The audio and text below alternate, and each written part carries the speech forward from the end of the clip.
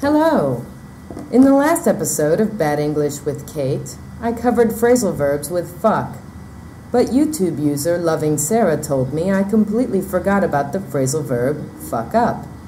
Thank you, Loving Sarah, you're right. I fucked up. Fuck up is one of the most versatile phrasal verbs with fuck. It can be transitive or intransitive. It can also be a noun and can be used as an adjective. So today's lesson will be all about fuck up. Let's start today's fucked up lesson. First things first. The most basic meaning of fuck up is to mess up, damage, or cause harm. Let's look at some examples. The easiest example is the imperative. In the negative imperative, we can say, don't fuck it up. Don't fuck it up is an order directing someone not to do something badly. For example, maybe your friend is going to cut your hair. You don't want her to do a bad job, so you say to her, don't fuck it up. Let's try that. Don't fuck it up. Don't fuck it up. Don't fuck it up. In this case, it is your hair. Notice how we place the direct object it in between the verb and the preposition in transitive usage. We could also direct someone, don't fuck up, without the object. As an example, maybe your friend is going for his driver's test. He tells you he's about to go, and you say, don't fuck up, by way of encouragement. Let's try that. Don't fuck up. Don't fuck up. Don't fuck up. It would be very rare to tell someone to fuck up, so the imperative will almost always be negative. Okay, now that we've got the basics of fuck up, let's talk about some other ways to use fuck up. Let's go back to the first example, in which your friend was going to cut your hair. You told her not to fuck it up, but when she finishes, you look in the mirror, and it is a fucking mess. Now you can say to her, you fucked up my hair. You could also say, you fucked my hair up. Either one is okay when the direct object is not a pronoun, like it. But you fucked up my hair would sound more normal in this situation. Let's try that. You fucked up my hair. You fucked up my hair. You fucked up my hair. This is the transitive usage in the simple past. In transitive usage, we can also use fuck up to make a threat. When your friend makes a mess of your hair, you might say to her, I'm going to fuck you up. I'm going to fuck you up is generally a threat of violence. You might say this when you have no real intention of harming someone, simply to express displeasure.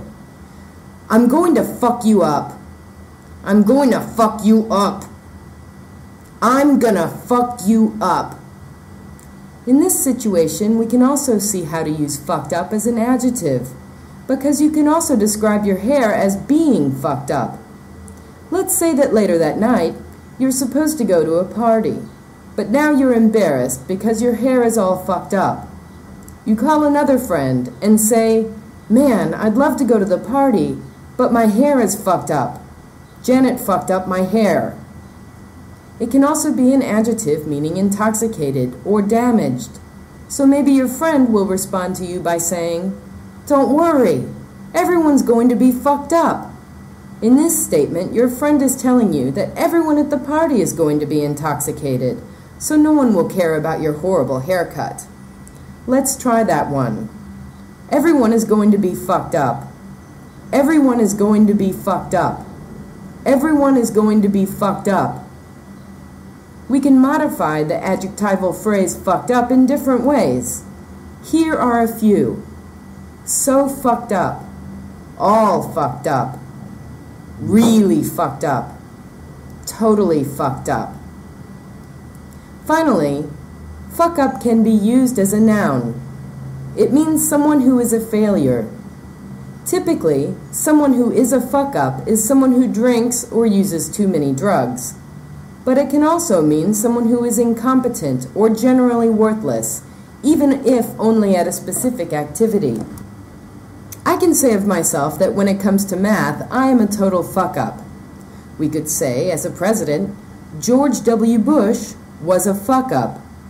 But more typically, we would use it to refer to someone who is not able to accomplish much. My cousin is a fuck-up. Don't give him the job. We can also use fuck-up as a noun to talk about an error or a blunder.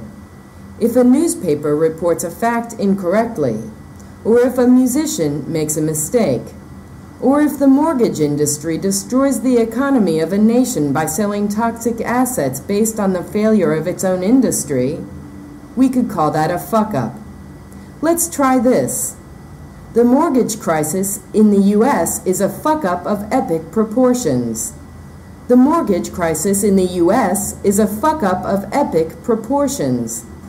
The mortgage crisis in the U.S. is a fuck-up of epic proportions. Fuck-up of epic proportions means a mistake so large it's hard to put into words. Okay, guys, thanks for tuning in to Bad English with Kate. If you have any suggestions for future lessons, I look forward to reading them in the comments. Have a great day, and don't fuck it up.